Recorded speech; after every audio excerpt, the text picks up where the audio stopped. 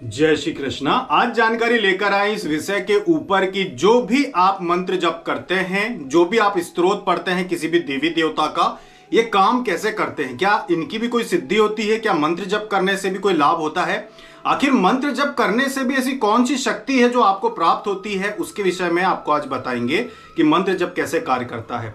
देखिए, जब भी आप किसी देवी या देवता का मंत्र जप करते हैं, जैसे शिव जी हैं, दुर्गा जी हैं, विष्णु जी हैं, कृष्ण हैं, जिनकी भी आप साधना करते हैं, मंत्र जप शुरू करते हैं, और अगर आप ये मंत्र जब अगर संकल्प लेके करते हैं तो साधना कहलाता है, तपस्या कहलाता है। जब आप 11 दिन 21 दिन का संकल्प लेके कोई भी मंत्र जप शुरू करते हैं तो उस संबंधित देवी या देवता जिनके मंत्र को आप जप रहे हैं, उनके ही गण या दूत कह सकते हैं या गण कह सकते हैं, उनके सेवक कह सकते हैं, ये आपके घर में आके उपस्थित हो जाते हैं। जो भी प्रतिदिन जप करता है, चाहे आपने संकल्प लिया हो चाहे ना लिया हो, लेकिन उनके जो गण होते हैं, संबंधित हर मंत्र जो होता है उसके अपने देवी देवता होते हैं जिनसे संबंध रखता है मंत्र। जब आप जप करते हैं तो उनके ही सेवक आपके घर में आ जाते हैं, निश्चित तौर पे प्रत्येक साधक के यहाँ आते ही हैं। ये सिद्धि आपने मांगी नहीं है कि ये कोई सिद्धि है या हम चाहते हैं कि कोई हमें सिद्धि मिले, सिद्धि की आवश्यकता नहीं होती। जब आप मंत्र जब शुरू करते हैं तो अपने आप आपके घर गण आ जाते हैं। जैसे उदाहरण के लिए मान लीजिए आपने शिव साधना की, अब शिव साधना का आपने संकल्प लिया कि मैं 11 दिन या 21 दिन साधना करूंगा और शिव जी की, और आप ओम नमः शिवाय या फिर अन्य किसी मंत्र के जाप शुरू कर देते हैं, तो कुछ ही दिनों में यानी कि 4 से 5 दिन जब आपके बीत जाते हैं, धीरे धीरे जब आपका मंत्र है उसकी ऊर्जा बनती है और वो जागृत होना शुरू हो जाता है, तो अपने आप भगवान शिव के जो गण होते हैं, जो सेवक होते हैं, वो आपके घर में उपस्थित हो जाते हैं। और जब आप मंत्र जप करते हैं तो वो आपके पास ही उपस्थित रहते हैं। जब आप मंत्र जप नहीं करते तब भी वो आपके घर में रहते हैं, यदि आप प्रतिदिन जप करते हैं तो। अब होता क्या है कि एक साधक है या साधिका है, उसने शिव जी की साधना की, शिव जी का या फिर बिना साधना के भी बस यूं ही मंत्र जप प्रतिदिन शुरू कर दिया, या फिर शिव सहस्त्र नाम स्तोत्र का प्रतिदिन पाठ शुरू कर दिया।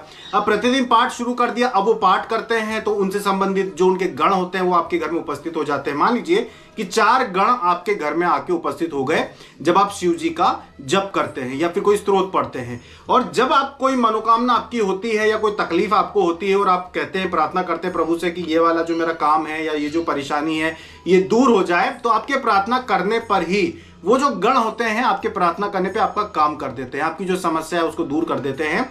ये शक्ति आपको प्राप्त हो जाए। अब आप स्वयं तो नहीं कहते भगवान से कि मुझे गण चाहिए या फिर कोई शक्ति चाहिए अपने घर, लेकिन ये स्वतः ये नियम है प्रकृति का कि जब भी आप जिस भी देवी या देवता का मंत्र जप करते हैं तो उनके सेवक आपके घर में उपस्थित हो ही जाते हैं और वो आपका काम करते हैं। मान लीजिए आप मंत्र जप करते हैं, आपके घर में बच्चे की तबीयत बहुत ज्यादा खराब, आपको कुछ समझ में नहीं आ रहा कि क्या करें, और अगर आपने जल उठा के उसके ऊपर से उतार दिया, वही मंत्र जप जो आप जप करते हैं आप, या फिर वो स्तोत्र जो आप पाठ करते हैं, अगर आपने वही पढ़ते हुए या मंत्र जप करते हुए आपने बच्चे के ऊपर से जल उठा के और बाहर फेंक दिया, तो वो जो गण आपके घर में उपस्थित होते हैं, जो शक्ति आपके घर में उपस्थित होती है, वही बच्चे को ठीक कर देती है। अगर किसी को नजर लग गई, आपने किसी की नजर उतारी है, छोटा मोटा कोई भी अगर आपने अपने घर में कोई भी प्रयोग किया, जैसे कि आपने कपूर ली, लौंग ली, उनको पूरे घर में घुमाकर वही मंत्र जप करते हुए और घर के बाहर ले आकर जला दिया, तो घर की जो नकारात्मकता होती है वो दूर हो जाती है। तो मंत्र जप इस तरह से काम करता है, स्तोत्र इस तरह से काम करते हैं। जब भी आप कोई स्तोत्र या चालीसा पढ़ते हैं, जैसे आप अगर हनुमान चालीसा पढ़ते हैं या दुर्गा चालीसा पढ़ते हैं, कोई भी आप चालीसा पढ़ते हैं, तो वो भी इसी तरह से काम करती हैं कि जब भी आप उसको पढ़ना शुरू करते हैं पहले दिन से, तो 2-3 दिनों में जैसे ही उसका प्रभाव बनना शुरू हो जाता है घर में, तो संबंधित देवियों की शक्तियां आपके घर में उपस्थित हो जाती हैं और वही आपके लिए काम करती हैं। अब ये जो शक्तियां हैं ये पारलौकिक शक्तियां होती हैं, ये पृथ्वी लोक की शक्तियां नहीं होती कि जो मंत्र जप आप कर रहे हैं तो पृथ्वी लोक की कोई शक्ति आपकी सहायता करेगी। मंत्र जप या स्तोत्र के पाठ से पारलौकिक शक्तियां, जो वास्तविक शक्तियां होती हैं, वो आपके घर में उपस्थित होती हैं और वो आपकी सहायता करती हैं।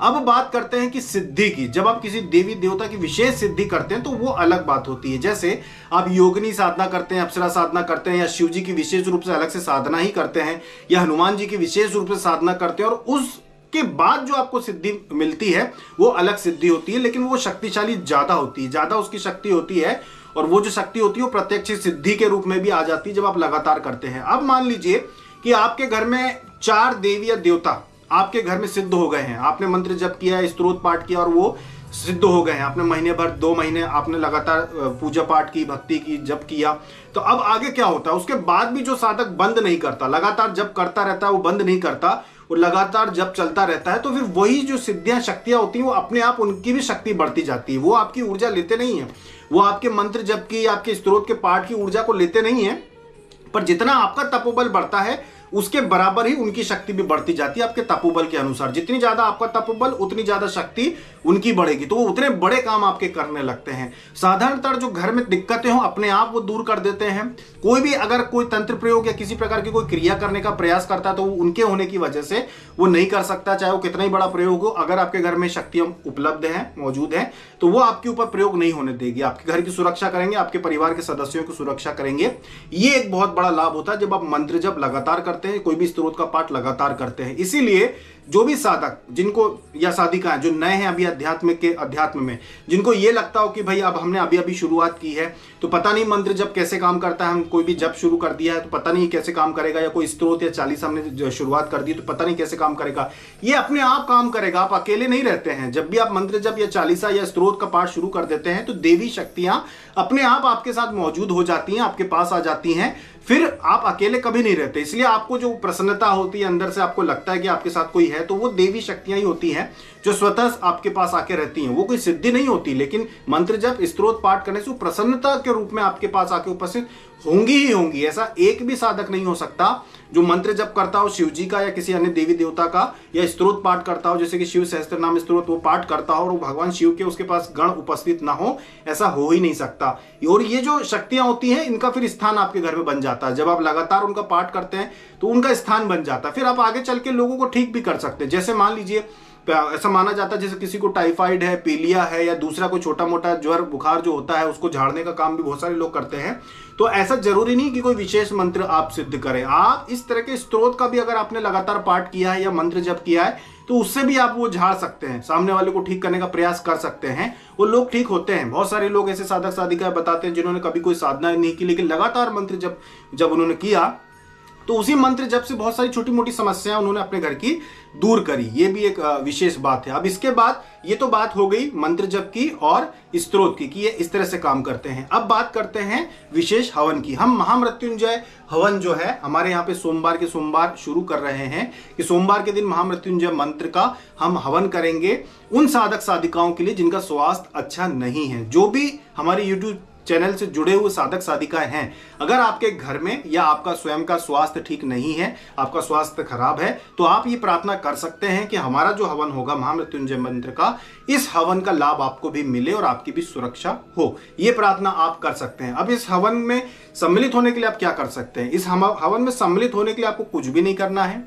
हवन का लाभ लेने के लिए आपको कोई दान दक्षिणा कुछ भी नहीं करना है, आपको कुछ भी नहीं देना है। सिर्फ आपको प्रार्थना करना है कि यहाँ पे जो हम हवन कर रहे हैं, अगर जो लोग हमारा नाम नहीं जानते उनको हम बता दें कि हमारा जो नाम है वो शिवम है, पूरा नाम जो है वो शिवम योगेश है। तो आप ऐसी प्रार्थना कर सकते हैं कि इनके द्वारा जो हवन किया जा रहा है इसमें हमको भी लाभ मिले। आप ऐसी प्रार्थना कर सकते हैं। हमारे यहाँ से भी जब हवन किया जाएगा तो इसी संकल्प से किया जाएगा कि जो भी हमारे साधक परिवार से जुड़े हुए लोग हैं उन सभी को इस महामृत्युंजय हवन का लाभ मिले। तो ये जो है पूरी तरह से निःशुल्क है, हमारे द्वारा हर सोमवार को किया जाएगा। और जितने भी साधक सब, वैसे तो हवन जो है ऐसा जरूरी नहीं कि सोमवार को ही हो, हमारे यहाँ हो सकता है कि एक दिन छोड़ के भी हम ये हवन करें, ऐसा भी मुमकिन है, क्योंकि अभी समय है हमारे पास, करने के लिए समय है हमारे पास। तो इसीलिए हमने ये विचार बनाया है कि जैसे कि अभी जो समय है, शुभ समय चल रहा है, साधना के माध्यम से देखा जाए तो शुभ समय चल रहा है साधना के लिए, हवन के लिए। अभी अक्षय तृतीया भी आ रही है, जब महालक्ष्मी योगिनी का विशेष दिन होता है अक्षय तृतीया। अक्षय तृतीया के दिन महालक्ष्मी योगिनी की विशेष तौर पे जो भी लोग एक दिन की साधना करना चाहे वो कर सकते हैं। पूरे दिन में कभी भी कर सकते हो, आप शाम को कर सकते हो, बहुत ही शुभ दिन माना जाता है। उस दिन से आप शुरुआत भी कर सकते हो। अगर ज्यादा दिन की साधना आपको महालक्ष्मी योगिनी की करनी है, 11 दिन की, 21 दिन की, तो आप उस दिन से संकल्प लेके आप कर सकते हो। आपको अपने घर में कोई स्थापना करना हो, श्री यंत्र की स्थापना करना हो, लक्ष्मी यंत्र की स्थापना करना हो, या पहले से स्थापित हो, तो उस दिन अक्षय तृतीया के दिन आप उनका पूजन कर सकते हैं। साथ में कोई मनोकामना मन्नत कुछ भी हो तो उस दिन आप मांग सकते हैं। तो जैसे कि अभी साधना के अध्यात्म के माध्यम से देखा जाए तो एक अच्छे दिन चल रहे हैं, तो हम हवन करेंगे महामृत्युंजय मंत्र से सभी साधक और साधिकाओं के लिए जो हमारे चैनल से जुड़े हुए हैं। अब बात करते हैं कि महामृत्युंजय मंत्र का हवन तो होगा आप लोगों के लिए, जिससे आप सभी को लाभ मिले। तो आपको घर में क्या करना है? देखिए, महामृत्युंजय मंत्र का जब हवन होगा और आप प्रार्थना करते हैं कि आप ठीक हो जाए या आपके परिवार का कोई सदस्य जो आपके घर का सदस्य है वो ठीक हो जाए, उसको लाभ मिले, तो आपको ये मंत्र जप भी करना है, महामृत्युंजय मंत्र जप करना है सिर्फ उनको जिनके घर में कोई अस्वस्थ हो। अगर आप खुद बीमार हैं या आपके घर में कोई बीमार है तो आप महामृत्युंजय मंत्र का जप करेंगे। जब आप स्वयं महामृत्युंजय मंत्र का जप करेंगे तो बोल के करेंगे, चुप होके नहीं, मन में नहीं करना है, गुनगुना के बोलना।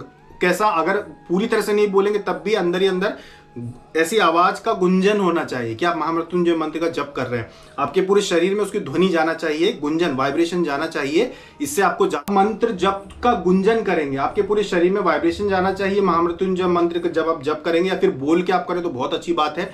विश्वास बहुत बड़ी बात होती है। एक बात ध्यान रखना, अगर आपको शिव जी पे भरोसा है, क्योंकि शिव जी एक ऐसे देवता हैं जो एक बार प्रार्थना करने पर भी आपकी सुन लेते हैं। अगर आपकी तबीयत खराब हुई है घर में, आपको बुखार आ गया है, सर्दी हुई है, आपके परिवार के किसी भी सदस्य को हुआ है, या फिर कोई भर्ती है, आपके परिवार का सदस्य अस्पताल में भर्ती है और आप घर पे अगर आप चाहें तो महामृत्युंजय मंत्र का पूरी श्रद्धा से आप जप करना और ये प्रार्थना करना कि हमारे हवन का लाभ आपके घर के रोगी को हो। ये पूरी दिल से श्रद्धा, आपके मन से श्रद्धा होनी चाहिए शिव जी में, और उस मंत्र जप पे आपकी श्रद्धा होना चाहिए। कोई माला की जरूरत नहीं है, कोई आसन की जरूरत नहीं, कुछ करने की जरूरत नहीं है। अगर आप नहीं नहाए हुए हैं, आपने नहा नहीं पा रहे हैं, या घर में आपके मरीज है या आप खुद मरीज हैं, तो ये ऐसा नहीं है कि आप प्रतिदिन नहाना, और प्रतिदिन नहाने में अभी आपको खतरा भी है। अगर आप बीमार है तो प्रतिदिन आप नहीं नहा रहे तब भी मंत्र जप आप कर सकते हैं, तब भी आप हवन के लिए प्रार्थना कर सकते हैं कि इनके हवन का लाभ हमको भी प्राप्त हो। शिव जी से आप ऐसी प्रार्थना करें और हम जो हवन करेंगे हमारी भी यही संकल्प रहेगा कि आप सभी को लाभ मिले। तो आप अपने घर में महामृत्युंजय मंत्र का जप करना। आपका स्वास्थ्य ठीक ना हो तो परिवार के किसी सदस्य में कोई भर्ती है, आईसीयू में भर्ती है, किसी भी प्रकार की कोई अगर आपके घर में है तो अनहोनी ना हो, इसके लिए आप प्रार्थना अवश्य करना। और महामृत्युंजय मंत्र का जप आप अपने घर में करें, मन में करें, कोई माला की जरूरत नहीं है। आप सोफे पे बैठ के भी कर सकते हैं, आप कहीं भी बैठ के कर सकते हैं, अपने बिस्तर को छोड़ के। अगर आप खुद मरीज हैं और लेटे हुए हैं तो आप बिस्तर पे भी कर सकते हैं, कोई दिक्कत नहीं। दिल से प्रार्थना करेंगे आप शिव जी से, माँ पार्वती से, कि आपके जो रोग है उसे नष्ट कर दें और आपको जल्द से जल्द ठीक करें। विश्वास मानिए, हमारे जो संपर्क के जो लोग हैं, जिन साधक साधिकाओं से हम जुड़े हुए हैं, जिनको हम व्यक्तिगत तौर पर जानते हैं, विश्वास मानिए कि उनमें से कोरोना बहुत लोगों को हुआ, बहुत सारे लोगों को हुआ, लेकिन कोई भी अस्पताल में भर्ती नहीं हुआ। किसी की भी इतनी तबीयत नहीं बिगड़ी जो अस्पताल में भर्ती हो। ये वो लोग थे जो शिवलिंग का प्रतिदिन जिनके घर में अभिषेक होता था, जिनके घर में पूजा पाठ जब सब कुछ होता था, और इनके घर में कोई भी व्यक्ति अस्पताल में भर्ती नहीं हुआ, सब घर में ही ठीक हो गए, कोई भी अस्पताल में भर्ती नहीं हुआ। जबकि देखा जाए कि अगर 10 लोग या 15 या 20 लोगों को अगर कोरोना होता है तो उनमें से 1 या 2 लोग तो अस्पताल में जरूर जाते हैं। लेकिन हमने ये चीज व्यक्तिगत तौर पे देखी कि जो लोग साधना करते हैं, जो लोग शिवलिंग का अभिषेक करते हैं, और जो व्रत उपवास जिनके चलते रहते हैं, इन लोगों को किसी को भी अस्पताल जाने की आवश्यकता नहीं पड़ी। थोड़ी बहुत ही जो दवाइयां इन्होंने अपने इलाज के लिए ली और उससे ये लोग सब घर में ठीक हो गए। ये बड़ी बात है, ये अध्यात्म की शक्ति है, ये तपोबल का एक कहते हैं कि आपके ऊपर असर है, आपके शरीर पे, कि आपका शरीर कैसा, जब ये बीमारी आपको लगती है तो आपका शरीर कैसा अपनी प्रतिक्रिया देगा। ये एक बहुत ही मानने वाली बात है। इसीलिए हमने ये हवन का आयोजन किया कि जब ऐसी बात है कि साधकों के ऊपर जो असर है कोरोना का कम हो रहा है, या वो जल्दी घर पे ठीक हो रहे हैं, या फिर वो इतनी ज्यादा सीरियस नहीं हो रहा है कि उनको अस्पताल जाना पड़े, तो क्यों ना हवन किया जाए उन लोगों के लिए, सभी के लिए, जिनकी भी तबीयत ठीक नहीं है, सभी के लिए हवन किया जाए और सभी को ये आजादी दी जाए कि आप अपने घर में बैठ के प्रार्थना कर सकते हैं कि हमारे हवन से आपको भी लाभ हो। तो आप ये कीजिए। अब एक साधक थे, एक साधिका है, साधिका, उनके पति, उनके जो दोनों पति पत्नी, वो अपने बच्चे के साथ हमसे मिलने के लिए आ गए थे उस समय। तो फिर बाद में उनको भी जो है हो गया था संक्रमण, उनको भी हो गया था। उनको हमने बताया नहीं था कि हमारा स्वास्थ्य ठीक नहीं है, उनको कहीं से पता चला और वो मिलने के लिए, बिना बताए मिलने के लिए आ गए। अगर बताकर आते तो हम उनको मना कर देते कि मिलने मत आओ, तो बिना बताए मिलने के लिए वो आ गए और आके उन्होंने फिर उस दिन का हमारा खाना भी बना के गए वो हमारे घर में। और उनका जो बच्चा आया था वो भी बहुत मस्ती करता है, इधर उधर भागना दौड़ना। अगर थोड़ा सा आपका ध्यान चूक गया आप तो भगवान उठा के खिलौने के जैसे खेलने बैठ जाता था उनका बच्चा। मतलब मस्ती बहुत करता है उनका बच्चा, जब भी आता है वो भगवान उठा के इधर उधर भाग जाता है, तो वो शरारत करता है। तो वो जो साधक थे और साधिका, वो दोनों हमारे यहाँ आए थे बच्चे के साथ उनके। तो वो जो साधिका थी उनको हो गया था। वो भी शिवलिंग का प्रतिदिन अभिषेक करती हैं, व्रत उपवास शिव जी के नियम से करती हैं, बहुत श्रद्धा से वो भक्ति पूजा करती हैं। उनको हुआ 5 से 6 दिन में वो ठीक हो गई। उसके बाद जो रिकवरी कहते हैं कि बहुत कमजोरी हो जाती है, ये उनको कुछ भी नहीं हुआ, मतलब कोरोना पॉजिटिव हुई, इलाज घर पे ही उनका हुआ, 6 से 7 दिन में वो ठीक हो गई। और उसके बाद मतलब हमको खुद को ज्यादा समय लगा, हमको खुद को लग गए थे तकरीबन 8 से 10 दिन हमको लग गए थे, लेकिन वो 6 से 7 दिन में, मतलब 2-3 दिन पहले ही, हमसे भी पहले वो पूरी तरह से ठीक हो गई, उनके ऊपर ज्यादा असर नहीं हुआ। तो ये अजीब बात है, बहुत ही कह सकते हैं कि चमत्कारिक ही बात है कि जो लोग शिवलिंग का अभिषेक करने वाले, जितने भी लोग हैं, जो शिव जी को मानने वाले लोग हैं, शिवलिंग का अभिषेक करने वाले लोग हैं, या जिन्होंने स्त्रोत सिद्ध करके रखे हैं, जो किसी न किसी चालीसा या किसी न किसी स्त्रोत को जो पाठ करते हैं, इन लोगों को किसी को भी अस्पताल में भर्ती नहीं होना पड़ा। तो ये बहुत ही अच्छी बात है। और आप लोगों को भी, जिन लोगों ने अभी तक कोई आध्यात्मिक कार्य ना किया हो, आप भी ये काम करें कि सबसे पहले तो दान पुण्य, सबसे पहले दान पुण्य पे ध्यान दें। कोई भी आपके दरवाजे पे अगर मांगने आता तो खाली हाथ ना जाए। अगर आप ऑनलाइन दान पुण्य करना चाहें तो आप जहां पे भी आप पहले कहीं से भी अगर आप जुड़े हुए हैं, किसी भी आश्रम से, किसी भी मंदिर निर्माण से, किसी भी अच्छी संस्था से आप जुड़े हुए हैं, तो वहां पे आप दान पुण्य अवश्य करना। दान आड़े आ जाता है, अकाल मृत्यु में दान आड़े आ जाता है, अकाल मृत्यु रोक देता है। दान जो रहता है इसका अलग ही महत्व है, तो वो आड़े आ जाता है। जो आप दान करते हैं वो आपके साथ चलता है, ये वास्तविकता है। कर्ण इतना बड़ा दानवीर, कर्ण कहते हैं कि वही दानवीर कर्ण था। आज अगर आप जाके देखेंगे तो क्या उनकी खुद की कोई जायदाद, जमीन जायदाद या कुछ बचा है? कुछ नहीं। दानवीर कर्ण, सब कुछ खत्म। इतने बड़े बड़े राजा महाराजा हुए थे, तो क्या उनकी जायदाद अभी तक बची है? नहीं। उनके पुण्य, जो उन्होंने दान दिया, जो उन्होंने पुण्य कमाए, वही उनकी ही वजह से उनका नाम आज तक है। उनकी ही वजह से उनको आगे जाके मोक्ष प्राप्त हुआ या स्वर्ग प्राप्त हुआ, जो भी कथाओं में बताया जाता है, वो सब उनके पुण्य की वजह से हुआ। तो आप लोग भी इस समय दान अवश्य करें, कहीं भी करें। चाहे आप 10 रुपए का दान कर रहे हो तो किसी भी मंदिर में या कहीं भी आसपास में कोई मंदिर हो तो वहां पे जाके आप दान करके आ जाएं। भले 10 रुपए का दान करके आए, पर दान कीजिए आप। इस समय दान आड़े आ जाता है। इसके साथ में आप महामृत्युंजय मंत्र का जप करें। अगर आपकी तबीयत ठीक नहीं है, आपके घर में किसी की तबीयत ठीक नहीं है, तो आप महामृत्युंजय मंत्र का जप करें, आपको बहुत जल्दी लाभ मिलेगा। और डरना नहीं बिल्कुल भी। अगर आप भगवान पे भरोसा रखते हैं, उस परमात्मा पे भरोसा रखते हैं, क्योंकि एक बात ध्यान रखना, महामारी क्या है? अगर आप शास्त्रों का अध्ययन करेंगे तो महामारी, अगर आपने गरुड़ पुराण का जिसने भी अध्ययन किया होगा, तो महामारी भी एक देवी है।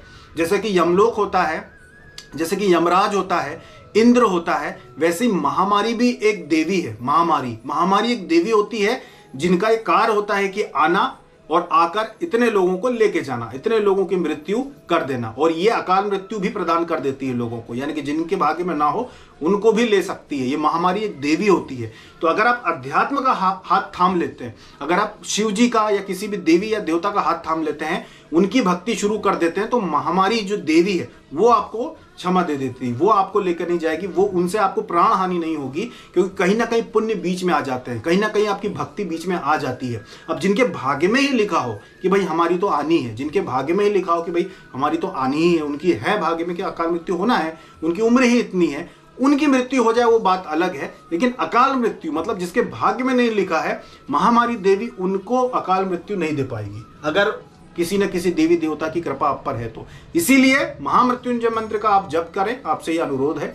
सभी लोगों से हवन हम करेंगे, इसके लिए कोई आवश्यकता ये मत सोचना आप कि आप हमसे अभी अभी जुड़े हैं या अभी अभी हमारा चैनल देखना शुरू किया है या आपने कोई साधना नहीं की है हमारे अभी आदेश से, हमारी आज्ञा से, ऐसा कुछ भी मत सोचना। अगर आपकी तबीयत ठीक नहीं है, आपके परिवार में किसी की तबीयत ठीक नहीं, कोई भी सीरियस है, आप प्रार्थना अवश्य करना कि हमारे हवन में आपको भी लाभ मिले। हम भी यहाँ से संकल्प लेकर, और कल सोमवार है, कल ये हवन करेंगे। इसके बाद भी अगर मौका मिला तो प्रतिदिन हवन करेंगे, महामृत्युंजय हवन प्रतिदिन करेंगे। अगर हमको समय मिला कि हाँ है समय, तो प्रतिदिन करेंगे। हर सोमवार का सोचा था, समय मिलेगा तो प्रतिदिन हवन करेंगे और उसका लाभ, ये प्रार्थना करेंगे कि जो लाभ है वो आप सभी को प्राप्त हो। और अभी तक ये भी आप सुन लें, अभी तक हमारे जितने भी जुड़े हुए हमसे साधक साधिकाएं हैं, जिन्होंने साधनाएं करते आ रहे, जिनको हम व्यक्तिगत तौर पर जानते हैं, किसी की भी मृत्यु नहीं हुई, कोई भी अस्पताल में भर्ती नहीं हुआ है। उनके रिश्तेदार जरूर हो गए जो पूजा पाठ नहीं करते, ज्यादा व्रत उपवास कुछ नहीं रखते, उनका शरीर का वजन और साधकों के शरीर का वजन भी बराबर है कि भाई ये 75 किलो का साधक या साधिका थी और ये घर में ठीक हो गई, और 75 किलो वजन वाला ही साधक या साधिका को ऑक्सीजन की इतनी कमी हो गई कि अस्पताल में भर्ती होना पड़ा। यानी कि शरीर एक जैसा होने के बाद भी जो लोग पूजा पाठ नहीं करते या बिल्कुल ही अध्यात्म से दूर है, उनको भर्ती होना पड़ा। लेकिन जो साधना करते, व्रत उपवास करते हैं, वो लोग घर में ही ठीक हो गए। तो ये एक बहुत ही अच्छी बात है। तो इसीलिए आप लोग भी विश्वास रखें, परमात्मा पे विश्वास रखें और अपने घर में महामृत्युंजय मंत्र का आप जप करें।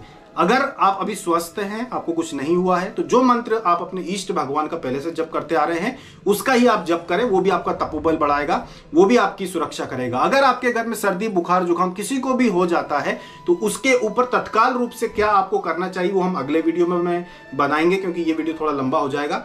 अभी तक के लिए इतना ही। जय श्री कृष्ण।